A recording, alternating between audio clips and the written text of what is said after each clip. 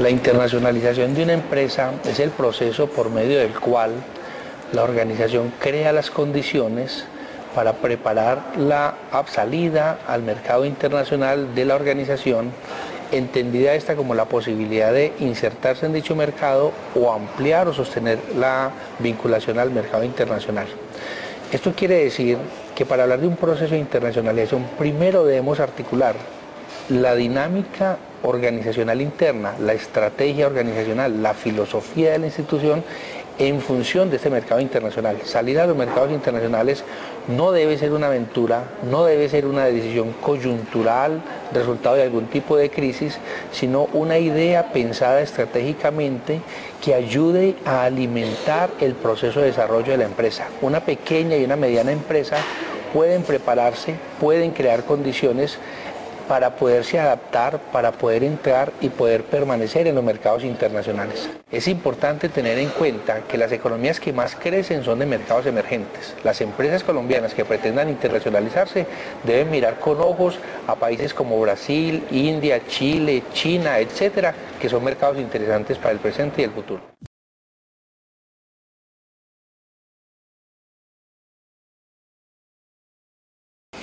Insertarse en los mercados internacionales implica reconocer que hay diferencias entre la participación de una empresa en el mercado doméstico, ya sea local, territorial o nacional, y la participación en negocios en los mercados extranacionales, o sea, en los mercados internacionales. Este reconocimiento de diferencias implica que se valoren algunas variables o criterios que son fundamentales y que pueden marcar las posibilidades de éxito o fracaso de una empresa en los mercados internacionales. Veamos el caso, por ejemplo, del riesgo cambiario. En el mercado doméstico yo le pago a mis proveedores y le cobro a mis clientes en la misma moneda, no tengo problemas de riesgo cambiario. Pero cuando yo salgo a los mercados internacionales, entonces aquí se presenta un cambio fundamental, y es que a mis proveedores les pago en la moneda nacional, pero yo le voy a cobrar a mis clientes en una moneda extranjera. Entre la moneda extranjera, digamos el dólar y el peso, se corre el riesgo de que se presenten fluctuaciones, llamémoslas devaluación o revaluación, que pueden ser el resultado de cambios en el tiempo. Entonces, ¿cómo cotizo yo mi mercancía en dólares cuando yo estoy produciendo en pesos, sin que vaya a tener pérdidas a la hora de recibir esos dólares y cambiarlos a pesos? Ese es el riesgo cambiario. Hay que tener en cuenta que hay unos costos de penetración de estos mercados, o sea, salir al exterior requiere de cierta planeación, requiere de ejercicios de hacer contactos, requiere búsqueda de mercados, clientes o proveedores, etcétera, y esto lógicamente implica costos, implica un recurso humano, puede implicar viajes. Entonces hay que tener en cuenta que pueden haber unos costos iniciales transaccionales de penetración a ese mercado. Un elemento fundamental adicional es el tema de los costos logísticos. En el mercado internacional generalmente se incurre en la vinculación de diferentes medios de transporte, aéreo, marítimo, etcétera, que a veces en el nacional no se dan, y eso explicaría que habría costos adicionales que se deberían tener en cuenta. Cada vez más países han ingresado a la Organización Mundial del Comercio, a la vez que los aranceles a nivel mundial han bajado. Por ende, los aranceles no son la gran barrera para que nuestras empresas puedan internacionalizarse. Por último, hay dos variables fundamentales que se deben tener en cuenta: las diferencias normativas. Es posible que entre un país y otro existan reglamentaciones, existan normas, existan leyes que sean diferentes a las que se aplican en tu país. Por ejemplo, los requisitos sanitarios, los requisitos ambientales, las normas técnicas o sencillamente las licencias específicas que se requieran para cierto producto. Debes tener en cuenta que de un país a otro pueden ser diferentes. Y por último, el tema cultural. Realmente interactuar con otro país puede implicar no solo la posibilidad de hablar con una persona en otro idioma, sino que realmente tengan otra cultura que se refleje en otros hábitos de comportamiento, otra forma de comprender la negociación, la generación de confianza, etc. No hay que imaginarse que todos los extranjeros somos paisas o somos bogotanos o somos costeños, no. Realmente el extranjero puede tener ciertos valores y comportamientos culturales diferentes. Eso no quiere decir que el mundo exterior sea totalmente diferente. Muchas variables que usted ha tenido en cuenta en sus negocios domésticos también le van a ser de utilidad en el manejo de los mercados internacionales.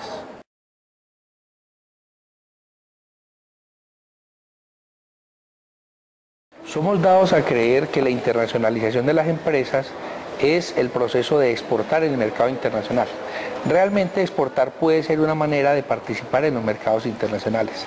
Sin embargo, hay que entender que hay diferentes maneras de internacionalizarnos. Las importaciones pueden ser parte de nuestro proceso de internacionalización en la medida que nosotros involucramos maquinarias o materias primas de mejor calidad que nos permitan ser más competitivos incluso en el mercado doméstico. Las inversiones internacionales. Yo podría incluso pensar en incursionar en los mercados extranjeros a través de inversiones o incluso podría tener alianzas con inversionistas extranjeros que quisieran participar conmigo en mi empresa. Las franquicias, cuando yo logro tener una empresa consolidada, con una marca reconocida que pueda llegar al exterior, o al contrario, buscar una marca externa o un producto externo y franquiciarlo para poderlo ofrecer aquí en mi mercado local. Todas estas son maneras de participar de manera eficiente en los mercados internacionales.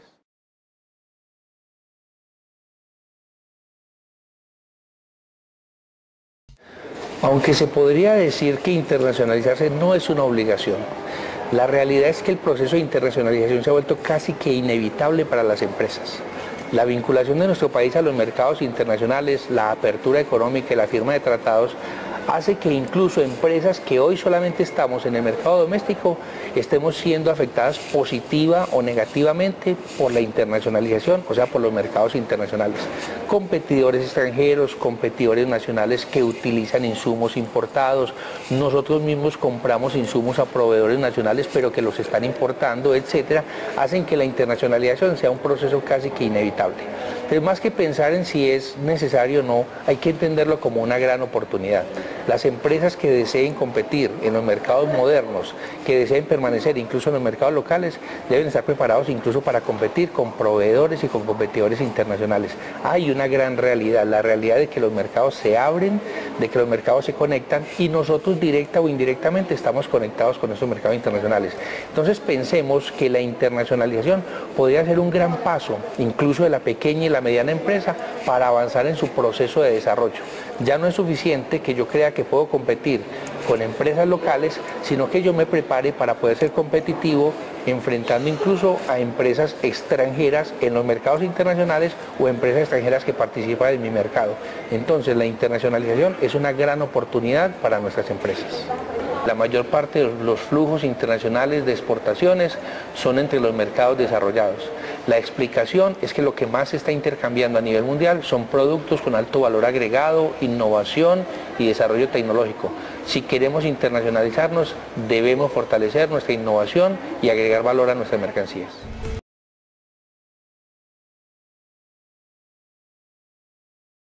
Que empezaría por lo que es comenzar con la exportación para, una vez que tiene presencia desde el punto de vista comercial en los mercados exteriores, continuar con la implantación al exterior y por tanto con la inversión.